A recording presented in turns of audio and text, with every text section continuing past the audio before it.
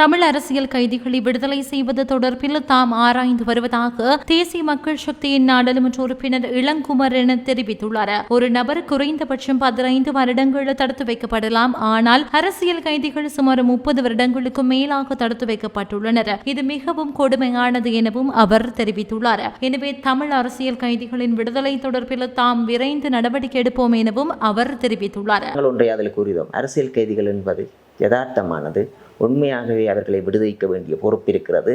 நாங்கள் நினைக்கிறோம் அவர்கள் குற்றத்தின் பால் கைது செய்யப்பட்டிருக்கார். எங்களோட நாட்டில் உயர்ந்தபட்ச தண்டனை 15 ஆண்டுகள் கடூழிய சிறை தண்டனை. அதற்கு பிறகு சட்டத்தின்படியே அவர்களை விடுவதற்கான நடவடிக்கை எடுக்கின்றோம். ஏனென்றால் ஒருதரது 15 வருடம் 30 வருடங்களுக்கு மேலாக சிறையில் இருக்கிறார்கள். அவர்களது வயது எவ்வளவு? இன்றைக்கு 54. சரியா? அப்போ நாங்கள் அவர்களை நினைக்கிறோம். அவர்கள் நச்சான்றிதழை பெற்று சட்டம் தண்ட வேலையை சரியாக செய்தால் எல்லாருக்கும் சட்ட நீதி நிலைநிறுத்தப்படும் என்று நான் இந்த இடத்தில் கூறுகிறேன். அதேவேளை கச்சதீவை தாம் ஒருபோதும் இந்தியாவிடம் மீண்டும் கையளிக்கப் போவதில்லை என தெரிவித்துள்ளார். சமூக ஊடகத்திற்கு வழங்கிய நேர்காணலின் போதே அவர் இவ்வாறு தெரிவித்துள்ளார். தொடர்ந்தும் கருத்து தெரிவித்த அவர், தற்போது இந்திய தேர்தல் பரப்புரைகளில் கச்சதீவை மீட்பது தொடர்பில் அதிக அளவில் பேசப்படுகிறது. இது வெறும் தேர்தல் பிரச்சாரம் மட்டுமே தவிர நடைமுறை சாத்தியமற்றது எனவும் தெரிவித்துள்ளார். கச்சதீவை மீட்பது தொடர்பான இந்தியாவின் கருத்துக்கள் அனைத்தும் தேர்தல் பிரச்சாரத்திற்கான வாக்குறுதிகளே எனவும் தெரிவித்துள்ளார். மேலும் வடக்கு கடற்பரப்பில் தற்போது இந்திய மீனவர்களின் அத்துமீறல்கள் அதிகரித்துள்ள நிலையில் அதற்கான தீர்வு தொடர்பில் தாம் விரைவில் முடிவு எடுக்க உள்ளதாகவும் தெரிவித்துள்ளார். கண்டிப்பாக எங்களை பொறுத்தவரை கச்சதீவை திருப்பி வழங்குவதாக முடிவு எடுக்கவில்லை. இது தேர்தல் காலத்தில் ஒரு பிரச்சாரம். விஜயம் அப்படித்தானே தேர்தல் காலத்தில் தையிட்டியில் போய் நிற்பினான், அல்லது இந்த பேர் அந்த பேர்.